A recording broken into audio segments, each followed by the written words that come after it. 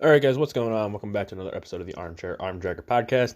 As always, I'm your host, Ben Hersick, and I'm still on this high after Wrestle Kingdom 14 from New Japan finished because they finally finished the story.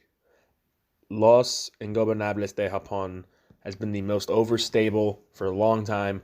Tetsuya Naito has been the most over wrestler for a long time. It's been an 8-year build, and they finally paid it off. Now, I'm going to go into that a little bit later, a lot later, actually. But overall, two great nights of wrestling. New Year's Dash set up a bunch of interesting feuds. Some matches that are kind of interesting going into the New Beginnings tour. And actually, I was looking at the Sapporo, New Beginnings and Sapporo show cards just before starting this. There's a couple matches that caught my eye, and I'm curious as to why they're happening or what they could be. But we'll get to that at the end of the podcast. But first, as always, how I start these off, you can follow myself on Twitter at Churro Soldier. You can follow this podcast, the podcast Armchair. You can follow All Things Combat, which is a website that covers professional wrestling, boxing, and MMA over at Things Combat. We have a merch store. That's linked in the description below. You can buy shirts, hoodies, hats.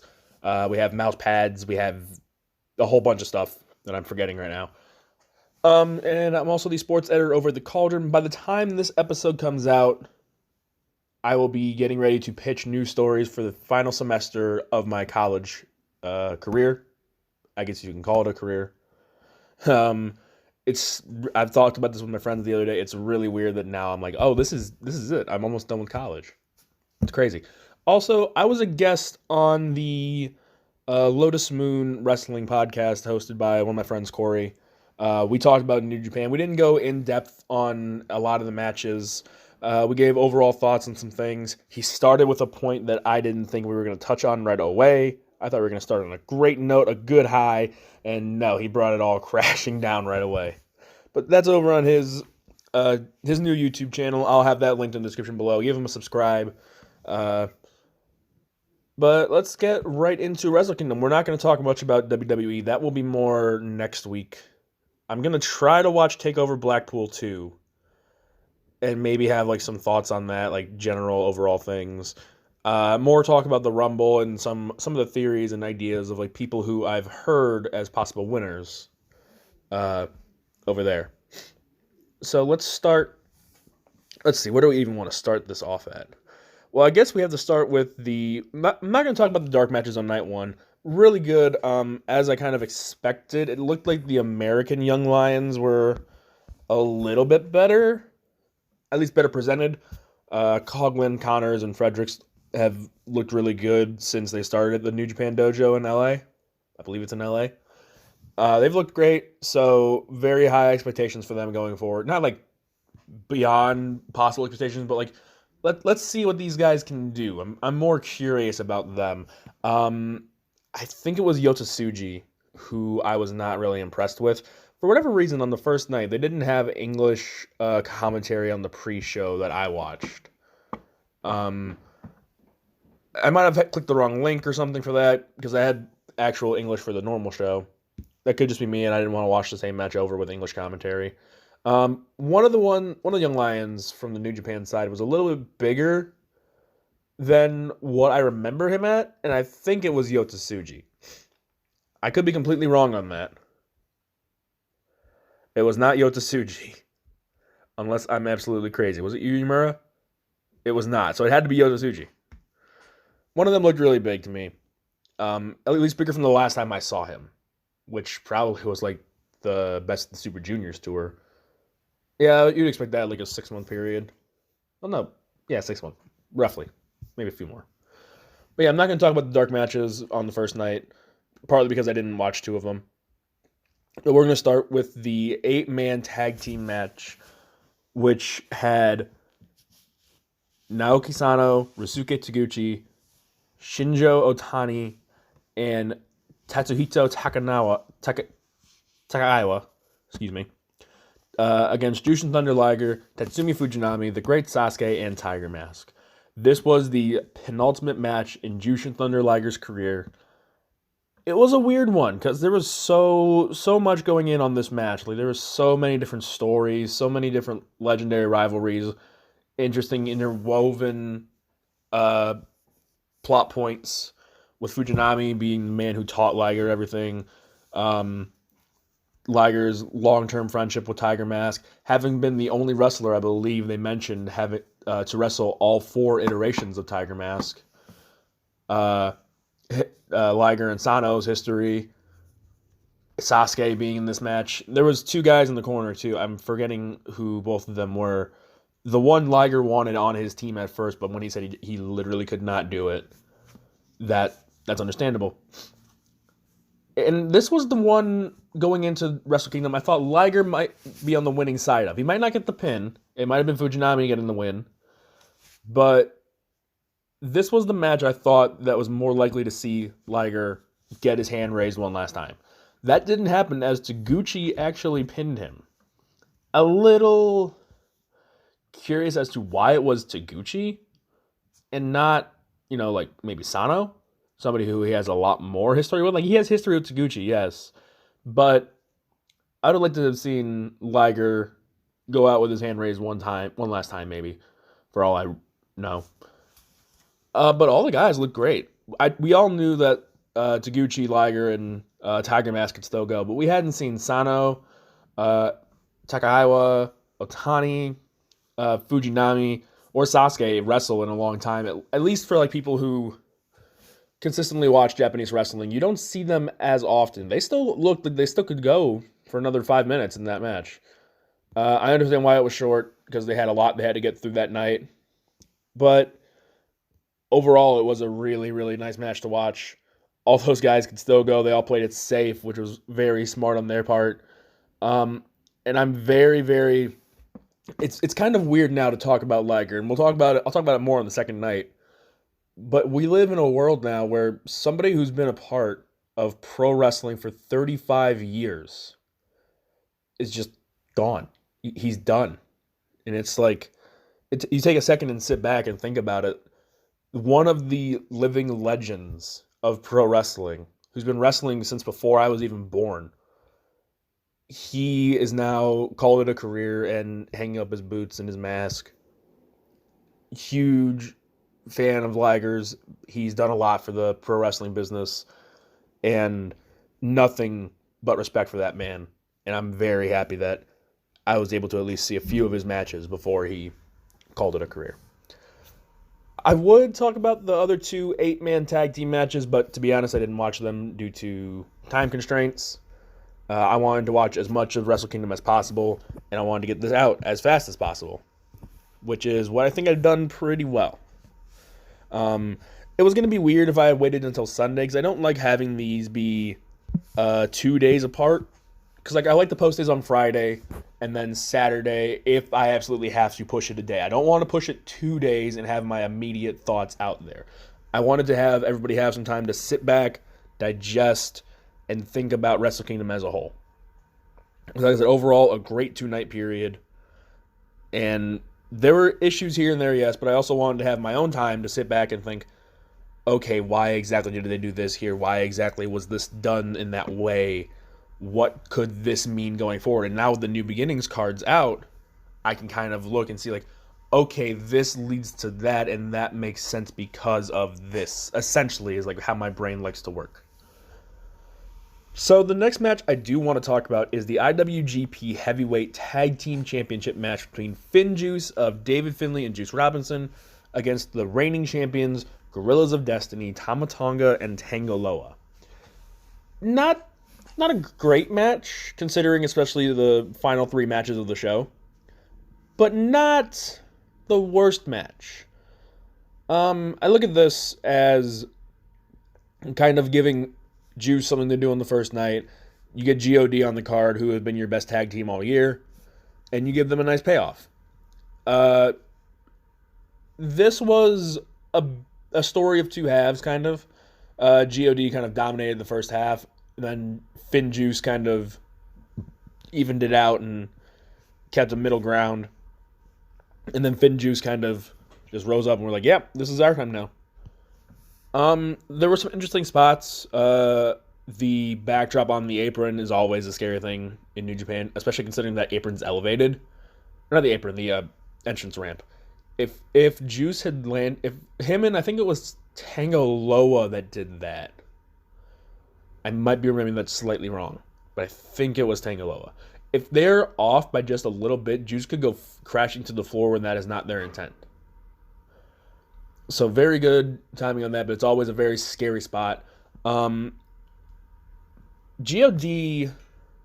had a game plan going in. They wanted to isolate Finlay because he was just coming back from shoulder surgery, and you could see he had the tape on it, so they were going to target it already. You see you see a wounded animal, you're going to attack where the wound is. You're not going to just be like, oh, you're injured on that side, let me go for the other side so I don't hurt that injury. Like, you're going to be like, no, let me attack that injury, which is a very smart and simple thing to do in pro wrestling that GOD did really well. And I've said this before. I forget who I said this to. But Tama Tonga might have the best splash in the corner since Sting. There's a reason people call it the Stinger Splash still. Tama Tonga does it as a thing of beauty. It's so well done. But it was all for naught, as Finjuice would eventually win the match. It was kind of interesting going in, because you look at the card going in, you're like, okay, I can see at least 2 title changes. The junior heavyweight title was the one everyone thought would be changing hands, and it was either going to be the IC or heavyweight title that changed hands. We didn't know exactly which. We know which one we wanted, but we didn't know which it was going to be. And you could kind of make an argument either way for the IWGP United States Championship, but the heavyweight tag team titles on the first night, it was a coin toss, to be fair. It was the hardest of the 5 title matches to call. So, kind of having the surprise of Finjuice win is fine by me. I'm curious where they go, because Finjuice did not compete on the second night because Juice faced off against the IWGP United States Champion for the title there. But at New Year's Dash, they had an 8-man tag against Bullet Club, some contingent, GOD was in there somewhere, where Finjuice teamed with Hiroshi Tanahashi and Kota Ibushi. After the match, Ibushi and Tanahashi had a stare down with Finjuice. Are we going to see Tanahashi and Ibushi go after the tag team titles together? Because that would be a very interesting story, and I'll get to that in a little bit as to why that's an interesting story. Well, I guess it's a 2-part story, to be fair. So the first part will be coming relatively soonish. The second part won't be until later in the episode. And also, I mentioned this in my predictions article for All Things Combat with in my predictions article for All Things Combat about Wrestle Kingdom 14. With the 2 guys in Bullet Club, Kenta and Jay White, being the alpha dog leaders they're eventually going to butt heads and somebody's going to be out. Do we do a real splitting of Bullet Club where some side with Kenta, some side with Jay White? Is it going to be Jay White takes him and himself and a couple other guys out of Bullet Club? Where are Tama Tonga and Tango Loa going to fall? Because they mentioned on commentary, Tama Tonga and Tango Loa did not wrestle a singles match. They did not go outside of the tag ranks once last year. Do they continue that? Do they stay being loyal to the tag team division? Or eventually is one of them going to be like, I'm tired of just being a tag team, I want individual gold, and go on their own way? It's going to be a very intriguing story, to say the least. Especially with Tama Tonga. Tama Tonga has history in the G1. He's been in a few. I believe he was also in a Best of the Super Juniors at some point. I think he still falls into the weight class, technically. I'm getting this information. Any information I say off of here is off of cagematch.net, by the way. So yeah, Tama Tonga still falls under the weight class for the junior heavyweights. He's 209.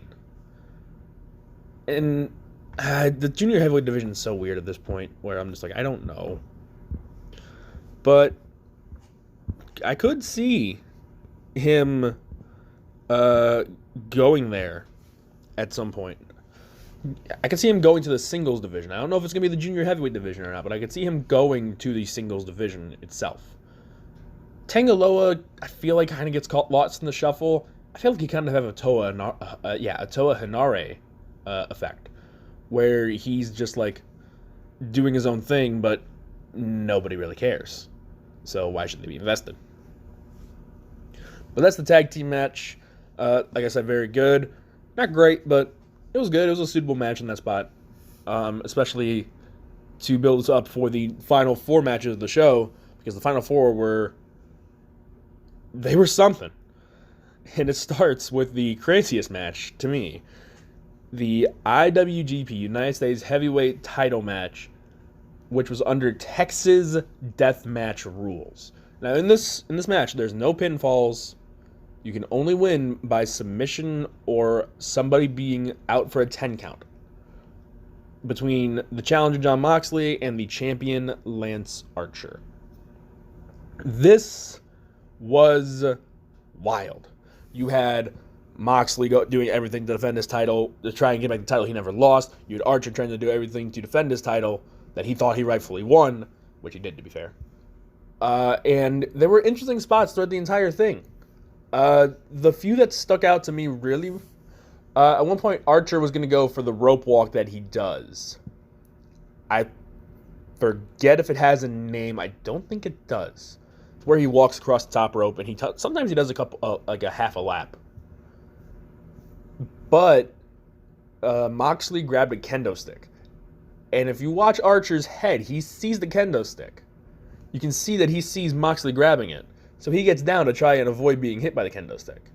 Very, very small detail, which is very appreciated. There's also a point where Archer was going for the interceptor, where Moxley just threw a chair at him. Stop it. That was really clever. I think Archer returned the favor later in the match, which, fair play. This next part was kind of weird to me, but I get it. I feel like if it was a different time, it would have been something different, and I'll explain what I mean in a second. But I'm talking about the point where Archer grabbed the plastic bag and put it over Moxley's face. That almost got Moxley to be knocked out. The referee did the arm thing where the arm went up and down for 1, up and down for 2, up, and then it just stopped it before 3.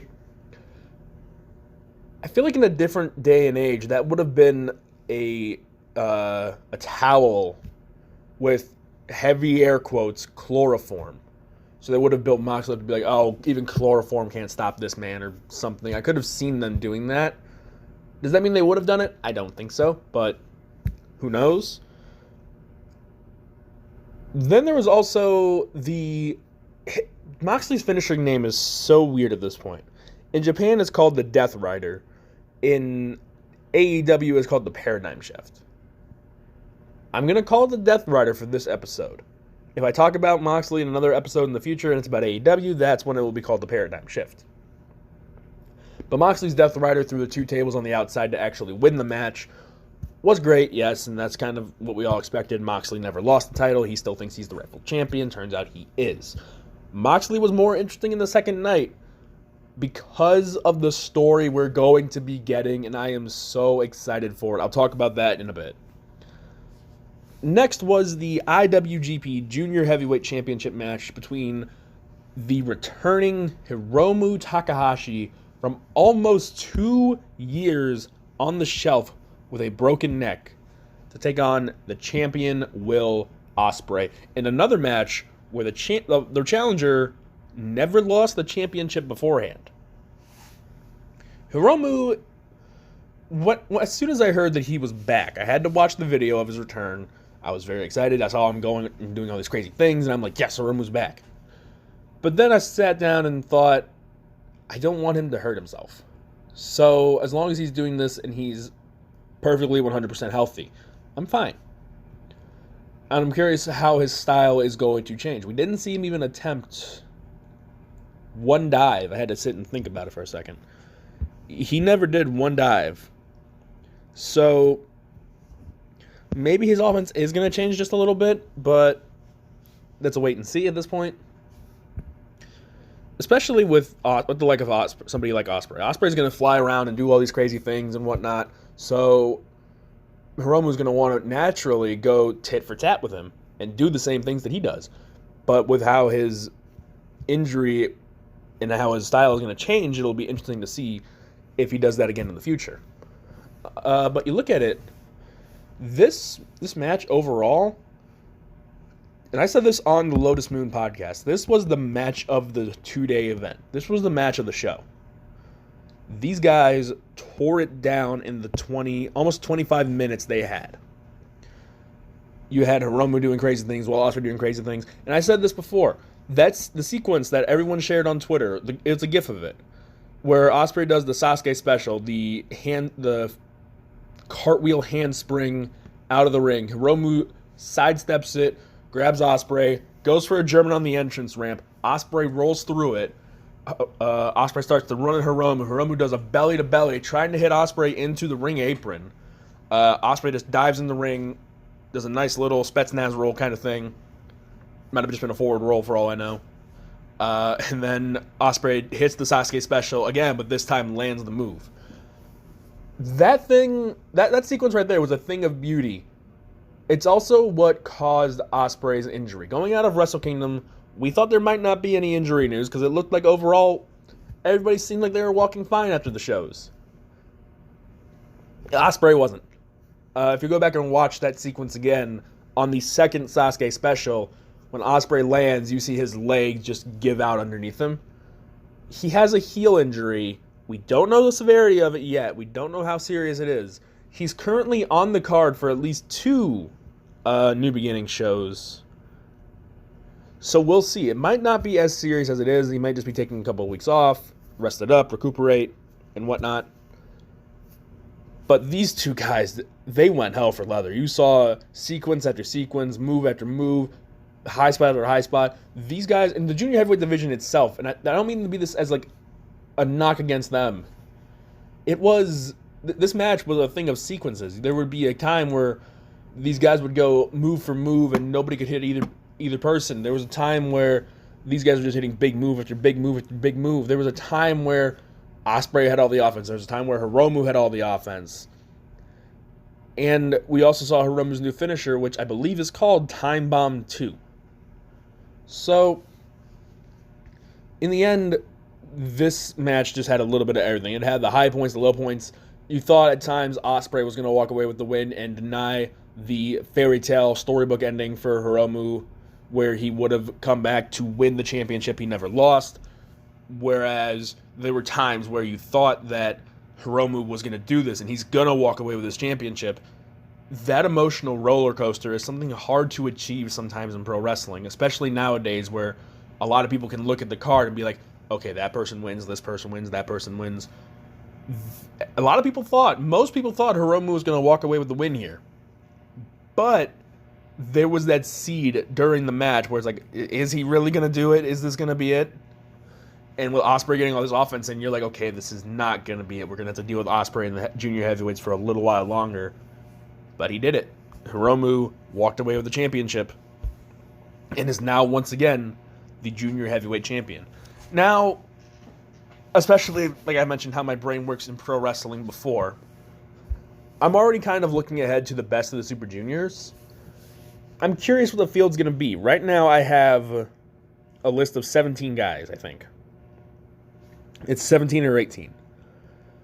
That's 2 or 3 spots left in the field.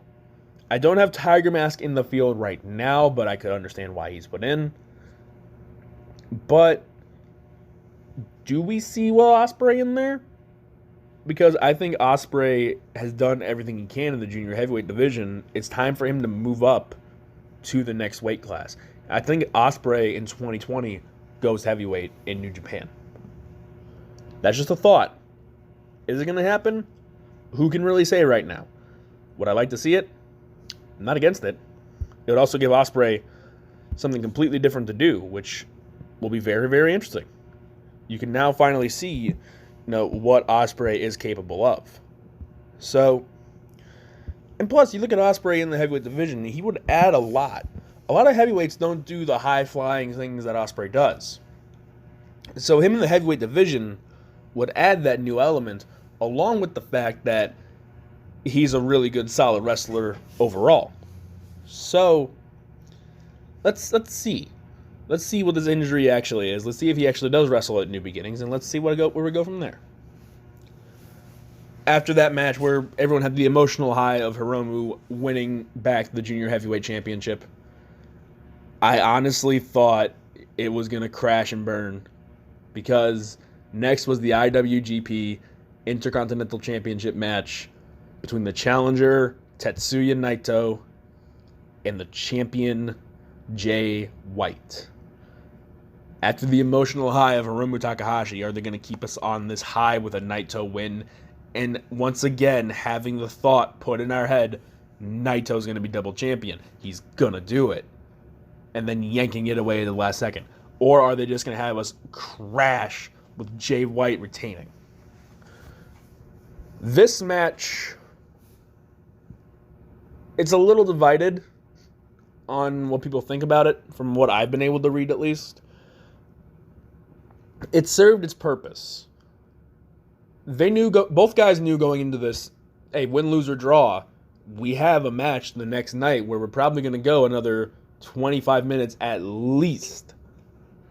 So let's not pull out every single stop. They pulled out some nice ones. Naito heading an early neck breaker from the ring to the floor on Jay White. That was like within the first 7 or 8 moves of the match. White going after Naito's historically injured knee with a little assistance from Gato. This was the story of the match, with Naito's knee and it affecting him. I kind of understand why. Is it a bit annoying? Yes, especially because of the history of his knee. But I look at it as this was part of the reason we had the fall of the Stardust genius Tetsuya Naito. He had this injury when he was starting to get into a groove of his own, and when he came back, he refound that groove and won his first G1, yes, but he just continued to go down and down and down. So, telling the story like it is, and having the knee be the first obstacle he has to get over on his 2-night quest to win everything that he's ever wanted in New Japan, it's a good first step. Especially considering what ended up happening. This was a good starting point. With the knee, with Jay White targeting it, and with Naito struggling to run at points. That's when you could kind of see, this is going to be where it happens. If you go back and watch it now, as soon as I start attacking that knee, that's when you kind of know Naito's going all the way.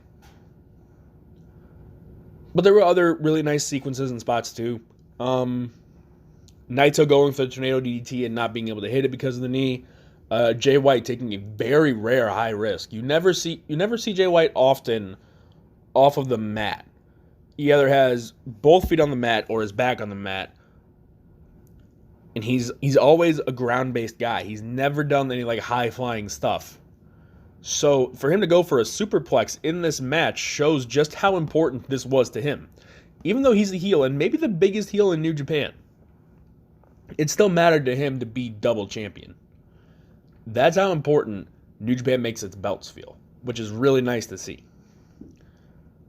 And then you do have Naito overcoming the knee, overcoming that issue, hitting 3 Destinos, and finally being that one step away and getting back to the main event of the Tokyo Dome.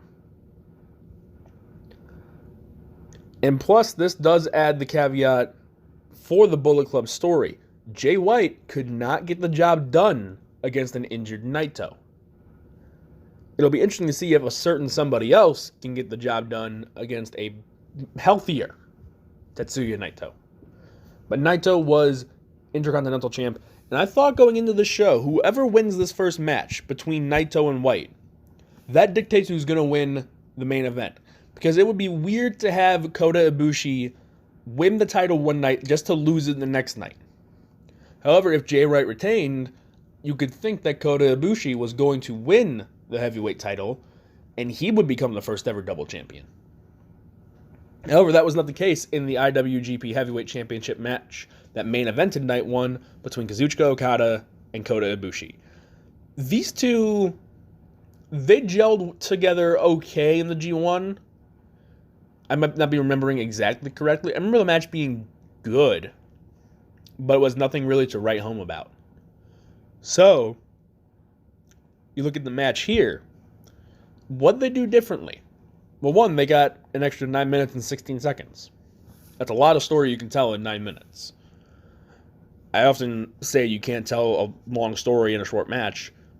9 minutes isn't a long match by far, but if you have guys who understand like certain story points that they want to hit on in this match, then you have something you can cook with.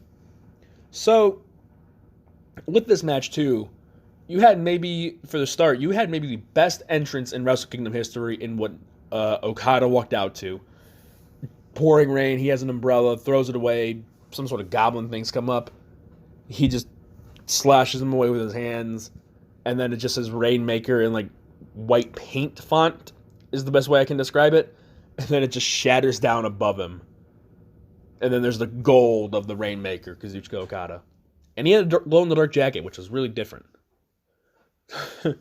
That's how you know pro wrestling can be weird at times, when it's like, that guy's jacket was glow-in-the-dark. It was so different. Considering that's what all the kids wanted back when they were 7. Glow-in-the-dark everything. But this match had good points, yes. It had Okada pushing Ibushi to be Dark Ibushi. He wanted to face Darth Ibushi. And he got that wish. He had Ibushi hitting him with closed fists, which in pro wrestling is a no-no. But that he was... and they described it so well on commentary. Chris Charlton is a very underrated commentator, I think, in my mind. Rocky Romero's great. Kevin Kelly's great. This is my first time actually really closely listening to what Gino Gambino said on commentary. They just made Dark Ibushi seem like he was a thing of nightmares, which is true. And Ibushi, I think in some sort of translation, said that he has that switch in his brain, and he can flip it, but he doesn't know if he can flip it back. Dark Ibushi is something I want to see more of, but I don't want to see it too much. Don't overdo it with Dark Ibushi. Have it be for certain things here and there, maybe big moments in his career, but don't have it be, Ibushi's having a match at like the road to Sakura Genesis. If we're doing Sakura Genesis this year, I don't really know. Okay, here's Dark Ibushi in a 8-man tag. No, save it for like big matches like this one. Don't just give it to us whenever we want it, which is every time. It also didn't take one Rainmaker. It took, I think, like 3 or 4. I think I lost count. But this match was also a bit of sequence heavy, where you would see guys go move for move, hold for hold, just to get to a certain spot. There's also a scary point where Ibushi went for I think it was a standing Rana, because it doesn't really look like a Pele kick when you watch it. He does do a backflip, but he's looking like he's trying to get Okada's head and not like kick him in the face. So at that point, Ibushi dropped himself on his head. And I had jokingly said going into the show, whoever drops themselves on their heads the least is walking out as doubles champion. Ibushi did it in the first night. He did it in the first maybe 20 minutes of the match. But overall, it was a good show on the first night. Okada retaining was a good call because that stare down with Naito had the fans roar, and the fans were ready for the second night. They were like, why do we have to wait 24 hours just to see these two go at it? We want it right now. But I understand it because of the fact that if you did that, it'd be a 7-hour show, and I appreciate it not being a 7-hour show. But again, overall, night one was good. You had high points and low points, yes. You had things that did work and didn't work. But for the first night, most of them worked, and it was a very good start to the busy weekend it was in pro wrestling. So night 2 started off with the never openweight 6-man tag team title gauntlet match. Try saying that 7 times fast. Overall, not bad. I did enjoy Chaos getting a good time to shine. Uh, Bullet Club was out there really early. It was only about 3 minute spot, just over. I think it was like, yeah. Chase Owens got pinned in 3:40. So Chase Owens and Yujiro Takahashi are in a weird kind of spot in Bullet Club where they don't really have a spot right now. They don't do too much, so it's hard to say, exactly what their role is. So maybe they go back to the junior heavyweight division after this. Maybe they stay as the heavyweights. I'm not 100% sure, but we'll see about that. The only real complaint I had with this match, aside from El Desperado not getting to do too much, was the elimination of Chaos. I don't know if that was referee error. I don't know if that was the plan. Evil hit Darkness Falls on Tomohiro Ishii. A signature move, not his finisher. Not everything is evil. I'm not going to do how Rocky says it because I like having a voice. But Evil hit Darkness Falls on Ishii, and the referee counted 3, but Ishii tried to kick out in time. So, was there an issue with the referee? Was it the planned finish? It didn't look right. If it was not the planned finish, and they were supposed to go for Darkness Falls, a near fall after that move, and then go into the Everything is Evil sequence, then fine, yeah. And they did a good job of covering it because of the fact that as soon as the referee confirmed it was 3, Ishii and Evil were fighting, and then Evil hit Everything is Evil, and you couldn't really argue at that point. You're like, yeah, no, they're eliminated. Good job, Evil. It also set the tone kind of for the night from what I thought and what I had really hoped. LIJ leaving the Tokyo Dome with all the gold they could have possibly won. Hiromu finished his job with winning the Junior Heavyweight Championship, and Bushi, Evil, and Shingo Takagi did their job by winning the 6-man titles. Somebody else came up a little short. More on that in a little bit and why I'm still mad about it. Next up was the very bittersweet moment where, and like they explained it so well on commentary too, we knew this was coming since May. I think it was either May or March or May where Liger announced that Wrestle Kingdom would be his final night as a pro wrestler. We knew it was coming. We were counting down the days. We were enjoying all the things. And then it was here. It was Jushin Thunder Liger teaming with Naoki Sano to go against Hiromu Takahashi and Ryu Lee. You watch the match and like everyone's so excited to see Liger. Liger goes hold for hold with Hiromu very early in the match. Eventually double teams and whatnot come in. And eventually Sano gets the hot tag and Liger does tag back in. He takes time bomb and that's it. You watch the match. You watch the referee hit 3. The air in the Tokyo Dome is just gone. It's like dead quiet. Like, that's it. It's done. To see a legendary career end just like that, it's a little surprising nowadays. We don't often see finishers where it's like, well, that's it. No more. Done. Bye. We often see like storylines and actual things happen, and just to see Liger go out like that, it was really sad, but it was right. And Liger says he has no regrets. So good on you, Jushin. You had a hell of a run in that 35-year career, man. You had historic matches in the junior heavyweight division. You had a couple of runs in the heavyweight division. No, like championship runs, I don't believe.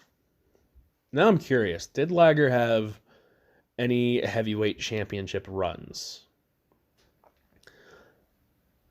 Off of what I'm seeing, he did not. But you just look at his entire career. 11-time IWGP Junior Heavyweight Champion. 5-time IWGP Junior Heavyweight Tag Team Champion. He won the GHC Junior Heavyweight Championship in Noah.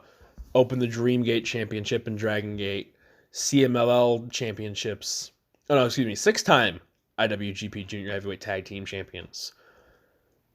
And they were all with different people. he had won the championship with the great Sasuke, El Samurai, Minoru Tanaka, uh, Koji Kanemoto, Akira, and Tiger Mask.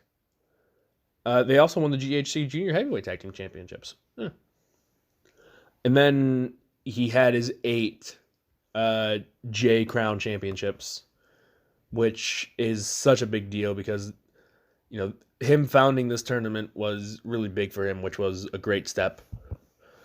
So, how do you even follow up from the emotional last match of Jushin Thunder Liger's career? You have the junior heavyweights of the future. At least 3 of them will be. Ishimori's older, I believe. Yeah, he's a lot older. So you had Roppongi 3K, Sho and Yo, who had won the Junior Heavyweight World Tag League, going against the IWGP Junior Heavyweight Tag Team Champions in Bullet Club's El Phantasmo and Taiji Ishimori. This was a match about Bullet Club being Bullet Club and showing you why he's going to be a future junior heavyweight champion. And Yo also being there. I don't know if this is clear or not. I'm more of a Sho fan than a Yo fan. I enjoy both of them, don't get me wrong, but if I had to pick one or the other, I'm picking Sho.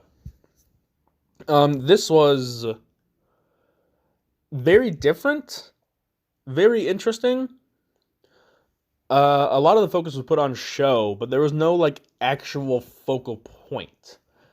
They wanted to just go after Sho, but they didn't have an actual plan of attack, it seemed. They just wanted to attack him. So we saw back rakes. We saw the groin stand is what I'm going to call it on Sho and Yo. Just hitting him from every single possible angle. It wasn't the right strategy because Sho was able to get the hot tag to Yo. We saw Yo start to clear house. We saw moves that I haven't seen Roppongi 3K team in a long time. I didn't get a chance to watch the Junior Heavyweight Tag League, which is a shame because they're both so talented, and especially in a tag team setting. But to see them hit these double team moves that I haven't seen in a while, and to hit the 3K for the win, that's a good way to set the crowd up. Be like, okay, now we're happy again. Our boys won. Especially considering how much stock they're putting into both Sho and Yo. Both guys have futures in the junior heavyweight ranks. Sho possibly in the heavyweight ranks at some point. Now, the way I see Sho and Yo eventually playing out, you see early flashes of a young Tetsuya Naito in Yo, which is really weird to say, but when you sit back and think about Naito's early run as a junior heavyweight, it's kind of there. You can see it. There's the flashes, and you can see that there's talent, but something's holding him back, and you don't know exactly what it is. Sho is more of like the Shingo Takagis of the world. He's a bigger junior heavyweight, and he's more powerful. He's going to try and be the strongest junior heavyweight in the division. If Ospreay and Shingo Takagi move up like I think they will, it's hard to deny that Sho is going to be the strongest junior heavyweight. And it's going to be that type of offense that is going to be very different from what we see in the normal junior heavyweight ranks.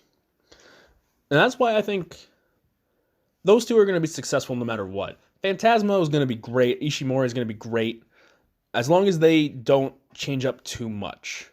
Like I said, with the unknown status of Yujiro and Chase Owens and what they're actually going to be doing soon. Because they haven't really had a story for a long time that I can think of. Chase had a very brief story against Juice because he pinned Juice Robinson in the New Japan Cup to earn a U.S. title shot. But that was really it. We haven't really seen a story for Yujiro in I don't know how long. So we'll see where this goes. We'll see what's next for both teams. Phantasmo, all 4 guys are actually going to be really early favorites for the Best of the Super Juniors, especially given we don't know the status of the likes of Shingo Takagi and Will Ospreay for that tournament. So, let's see is kind of my answer for this match. This match was good. Let's see what's next. Let's see where these guys go. Next up was the Rev Pro Undisputed British Heavyweight title match between the challenger Sonata and the champion Zack Sabre Jr. I watched the match. I understand it. I watched the match as a fan of LIJ. I hate this so much. Literally every other single team member for LIJ, every single other stable member wins a championship except for maybe the best member. How do you not put a title on Sonata on your biggest stage? This is why I keep saying Sonata is going to leave. They keep dangling this carrot of, here's a championship match, here's a championship match. Is this going to be the time Sonata's a singles champion? And they keep yanking it away like, nope, we got you. You can only do that. And I said this before. I say this a lot. You can only dangle the carrot in front of the horse for so long before the horse is just tired of it. Sonata has got to be getting to that point, I feel. At some point, Sonata's going to go away and not want to deal with this anymore. But overall, this was a very technical match, something different from the earlier matches where we saw that old guys can still go with the young guys. High-paced, fast-moving match in the Junior Heavyweight Tag Team Championship match to a very technical match.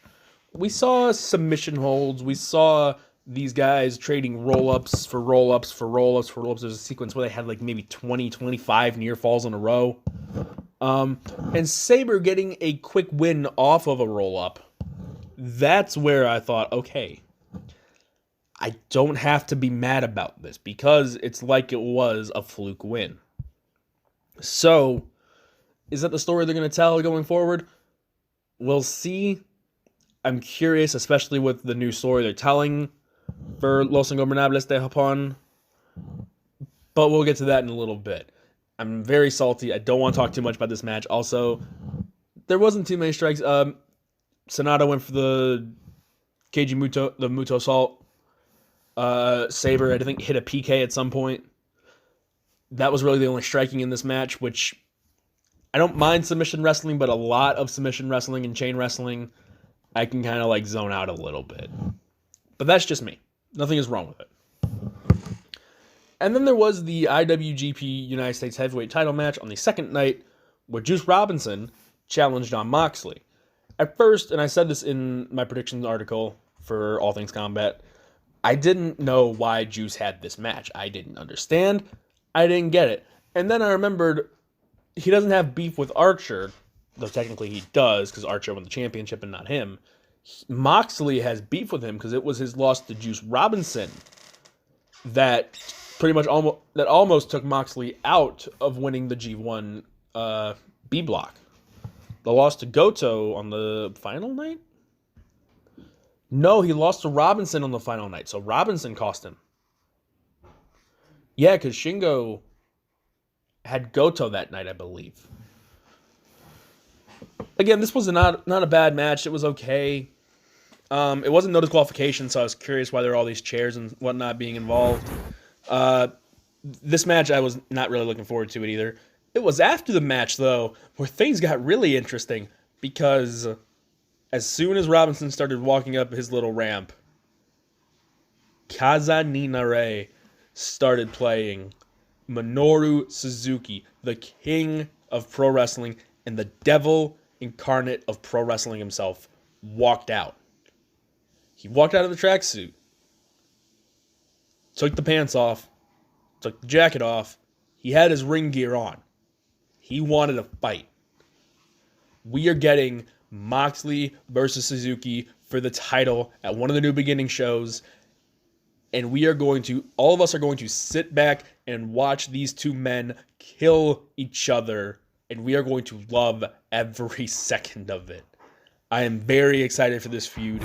I wanted, as soon as Moxley was revealed to be the one that was targeting Juice, I want this match now. These two are going to be so good together. But let's see what happens there, because I'm very curious as to what that could mean for New Japan USA, which they still haven't said too much about. So we'll see on that front. Next was the Never Openweight title match for Kenta's championship, where Hiroki Goto challenged him.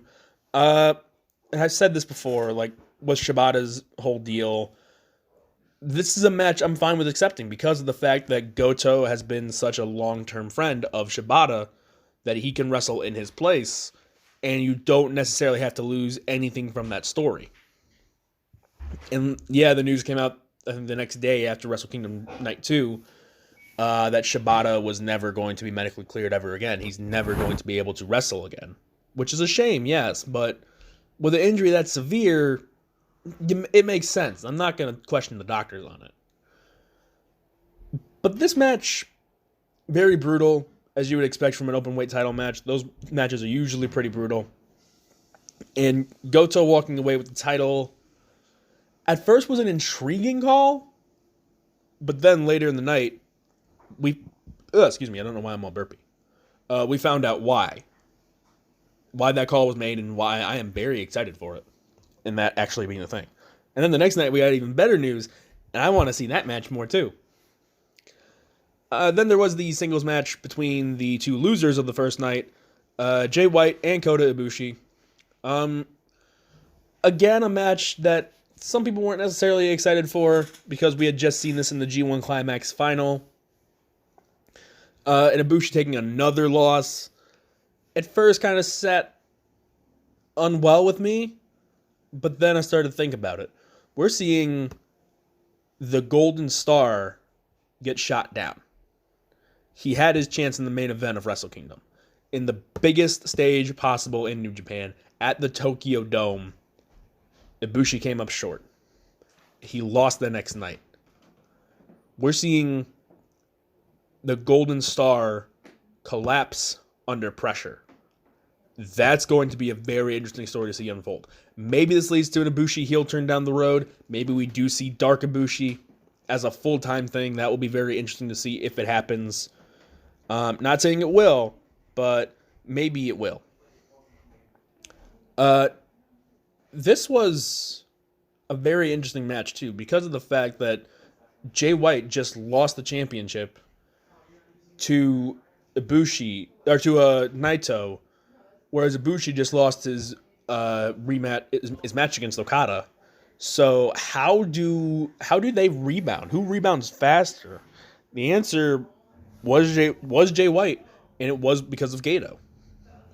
So there's that, which is a very interesting thing, because if there is this possible struggle between Kenta and Jay White, where does Gato go? Whose allegiance does Gato go to? Does he stick with his boy Jay White, or does he go with the hot hand in Kenta? We'll have to wait and see on that, if that's even the story they're going for at this point. Who really knows? But it was a very good match. Solid wrestling by both men. It's what you would expect from them.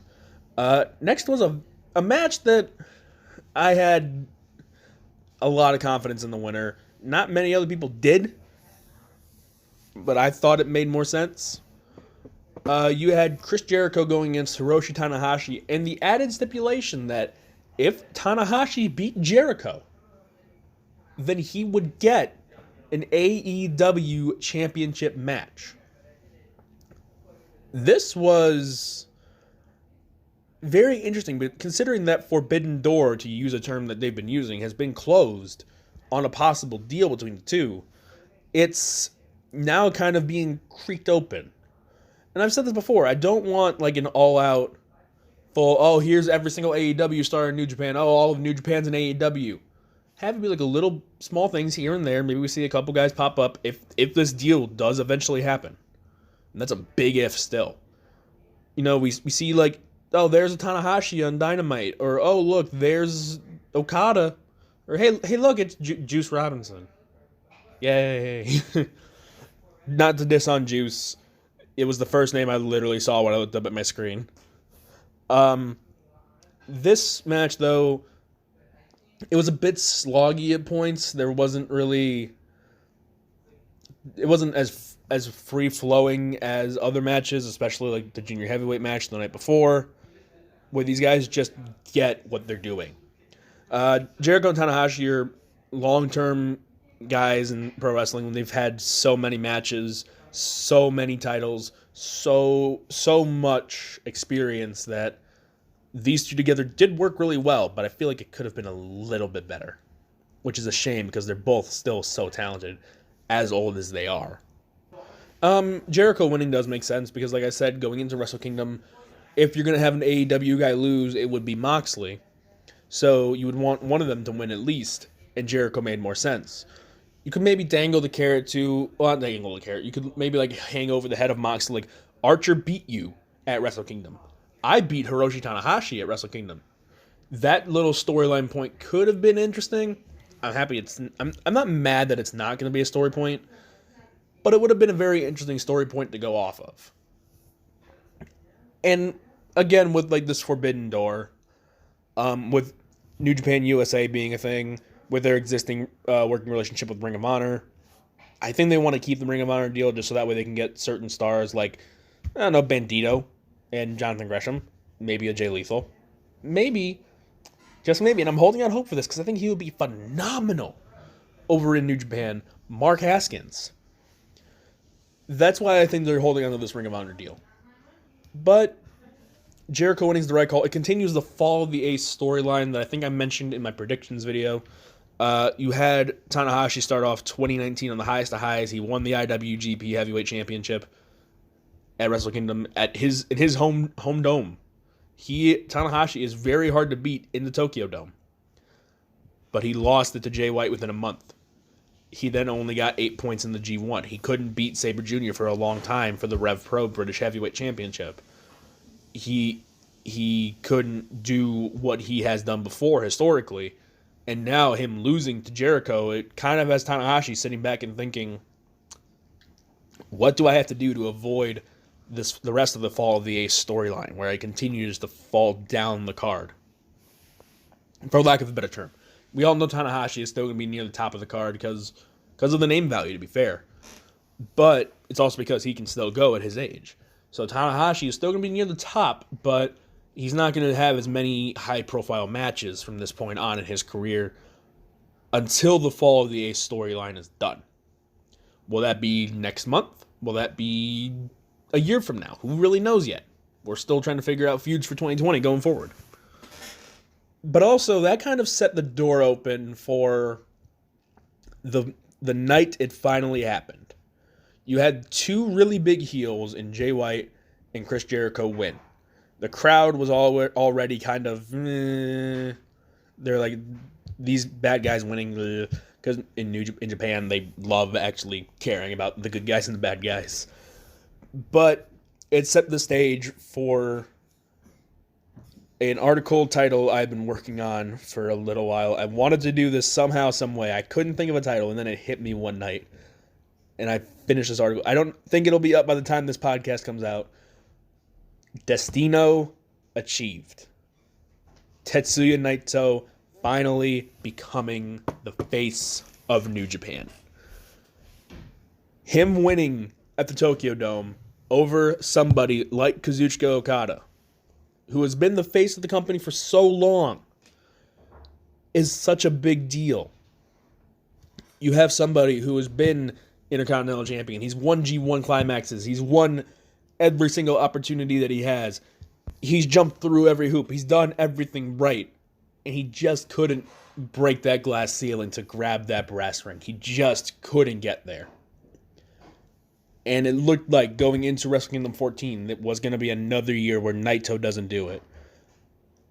And then they announced it was a 2-day event. And then they announced the double gold dash. Jay White needed an opponent. The only person that made sense, Tetsuya Naito. And then fans get to thinking, this is the night. This is where it happens. And then as the days got closer, they're like, no, Gato's not going to do it. He's not going to make this happen. It's going to be a swerve, and it's going to be Okada. And then he did it. That is what you want to see. That is storyline progression. Am I mad it took 8 years to get to this point? A little bit, yes. Am I happy that we're finally at this point? Absolutely, because I have been in the fan base of LIJ ever since I got back to pro wrestling. This is a fan base I'm very happy to be in. It's something that I'm very happy to say that I found on my own. I found the stable. I didn't look up, like, who are these guys or anything. I gravitated towards these guys. These guys were different to me. And I was very happy to find them. And now with Okada finally being dethroned, with Naito being at the top. Now he's at the top of the mountain. And knowing that he's tried this for so long to get to this point. Good luck to anybody trying to knock him off. Because it's going to take their best shot, and that still might not be enough. However, the first challenger is now set for Naito. And this is why they had Kenta lose the Never Openweight Championship. You had the fans who are so happy that Naito has finally achieved this. He's finally at the top. He's finally there. Kenta just comes in, cleans his clock, and poses with both titles sitting on Naito's chest. Thermonuclear heat. Fans are going to hate Kenta for this. And that's what Gedo in New Japan wanted. Is it the nicest possible move Is this the nicest move they could have done? Could they have let Naito have his moment? Yes. Could they have set it up for Wrestle Kingdom could they have set this feud up at New Year's Dash? Yes. But that's not a big enough stage. Korakuen Hall is great. But having it be set up with this, that's a whole nother step in booking done right. But now we're starting to get into the early shows in New Japan's year. They start with the New Beginnings Tour, where we see new feuds, new rivalries, and all this come to a head. They're doing 3 big shows. 2 are in Sapporo. 1 is in Osaka. Some interesting matches. There's a couple 6-man tags, a couple tag team matches. The most notable tag team match that I've seen on the show cards, you have on the first night of the New Beginnings in Sapporo tour, or show, because they're doing 2 shows there, you have Suzuki-gun, Minoru Suzuki, and Taichi going against Jon Moxley and Kazuchika Okada. That is not the partnership I was expecting on this tour. I didn't think we were going to see the likes of Okada team with Moxley, but I guess in some weird transitive property thing, the enemy of my enemy is my friend. So that will be very interesting to see how that tag team actually works. Goto is going to be defending the Never Openweight title against Shingo Takagi, which I'm very excited for because I want to see Shingo break out of the junior heavyweight ranks, because even though he hasn't been in a junior heavyweight match in a long time, he still technically fits the bill, I believe. It says on Cage Match 209, so technically he does. It's 220 weight class. Yeah, 220 pound weight class. Yeah, he's in there. So we could see Takagi finally break out of that mold. On the second night in Sapporo, no real interesting tag matches. There's Sabre Jr. versus Ospreay for the Rev Pro Undisputed British Heavyweight Championship.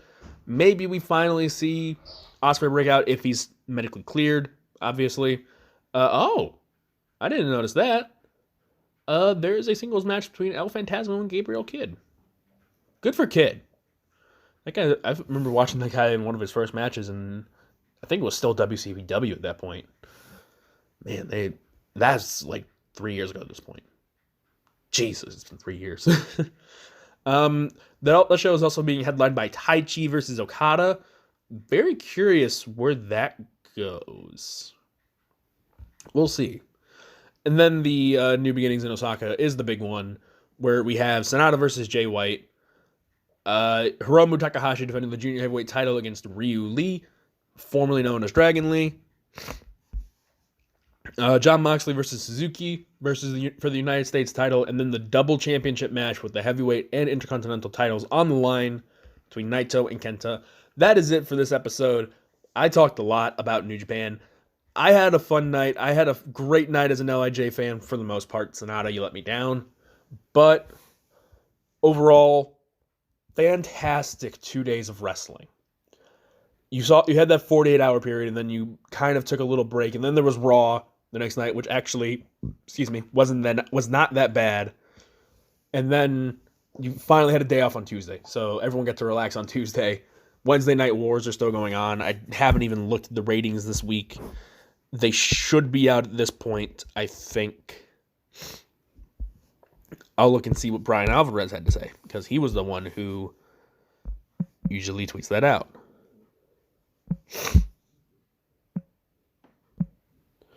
Ryan. I love when Twitter takes forever to load stuff.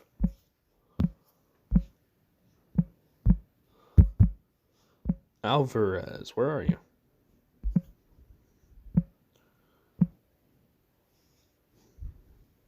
Where is it? There he is.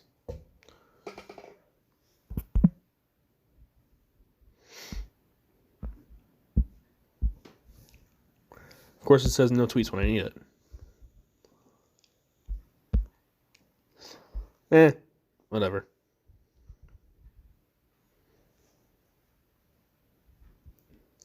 How did they? Wednesday must have been a busy night for TV. Maybe basketball. I don't know. Oh well. AEW won the ratings war. There's the ratings update. I don't care. Wrestling's awesome. Thank you guys so much for listening to me ramble about wrestling for a little over an hour.